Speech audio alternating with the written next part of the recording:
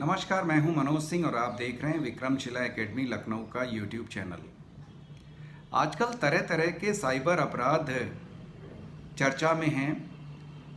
Media में cyber अपराधियों से पीड़ित तमाम लोगों की खबरें छपती रहती हैं और अब तो स्थिति ये हो गई है कि देश के प्रधानमंत्री को भी इस पर चर्चा करनी पड़ रही है अपने संबोधनों में। अभी जो साइबर अरेस्ट या इंटरनेट अरेस्ट सबसे ज़्यादा चर्चित है, लेकिन इसके अलावा तमाम जो साइबर क्राइम्स इस समय चर्चा में हैं। साइबर अपराधी किसी भी प्रकार से कंट्रोल में नहीं आ रहे हैं। आज जिस क्राइम की हम लोग चर्चा करेंगे, पिग बचरिंग क्या है और किस प्रकार से साइबर अपराधी इसमें लोगों को फंसाते हैं और लोगों के पैसे को ठगने का काम करते हैं। तो पिग बचरिंग समझने से पहले एक चीज़ समझ लीजिए कि अपराधी दो ही तरीके अपनाते हैं अपराध करने के लिए। या तो डरा करके, जैसा कि साइबर अरेस्ट या इस प्रकार के अन्य फ़ोन करके जो डराते हैं, डरा करके फंसाते हैं, ठगते हैं, या लालच दे करके। दो ही तरीके हैं ठगी के, वो चाहे साइबर में हो और चाहे कैसे भी हो।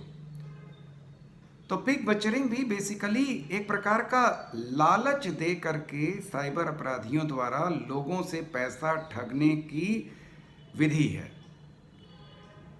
इसको इन्वेस्टमेंट स्कैम भी कहा गया। अब आखिर इसका नाम पिग बचरिंग क्यों रखा गया?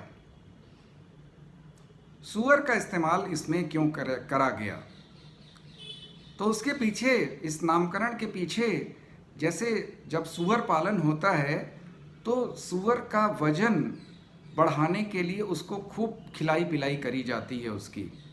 उसको पहले खूब उसकी सेवा करी जाती है, उसको खूब अच्छे अच्छे खाने खिलाए जाते हैं, जिससे कि वो ज़्यादा से ज़्यादा वजन का हो जाए और उससे ज़्यादा से ज़्यादा गोश्त निकल सके।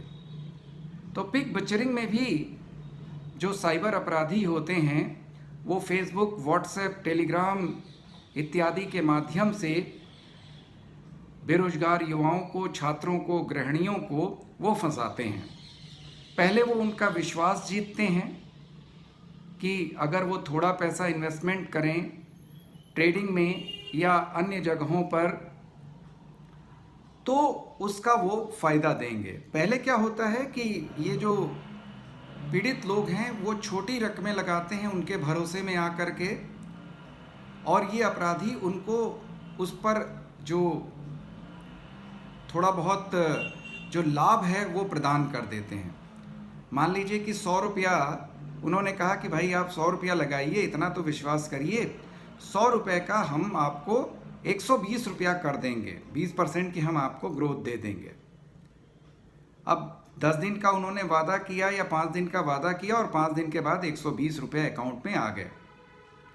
तो निश्चित रूप से वो जो पीड़ित व्यक्ति है उसका भरोसा बन जाता है इन साइबर अपराधियों के ऊपर।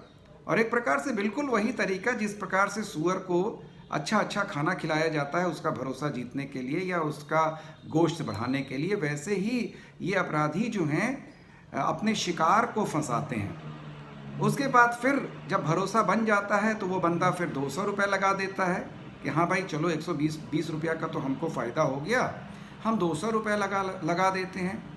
अब अगले 5-10 दिन में वो 240 में बदल जाता है और इस प्रकार से धीरे धीरे ये जो साइबर अपराधी हैं उस बंदे का भरोसा जीतते हैं।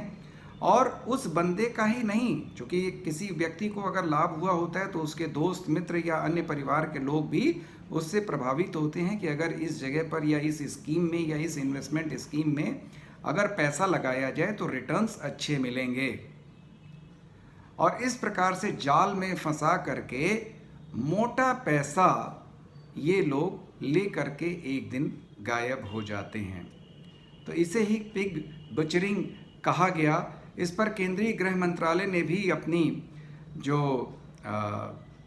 रिपोर्ट जारी की है और उसमें लोगों को इस स्कैम से सतर्क होने की बात कही है। तो उम्मीद है कि आप लोगों को पिग बचरिंग समझ में आया होगा और इस प्रकार के किसी भी जो इन्वेस्टमेंट जो प्लान्स हैं उसमें आप न पड़ें। जो अपरिचित लोग हैं जो फेसबुक से, व्हाट्सएप के माध्यम से, टेलीग्राम के माध्यम से आपसे जुड़ रहे हैं, आपके विश्वास को जीतने की कोशिश कर रहे हैं, उनसे सावधान रहें। केंद्रीय गृह मंत्रालय ने अपनी रिपोर्ट में ये भी कहा है कि ये लोग गूगल का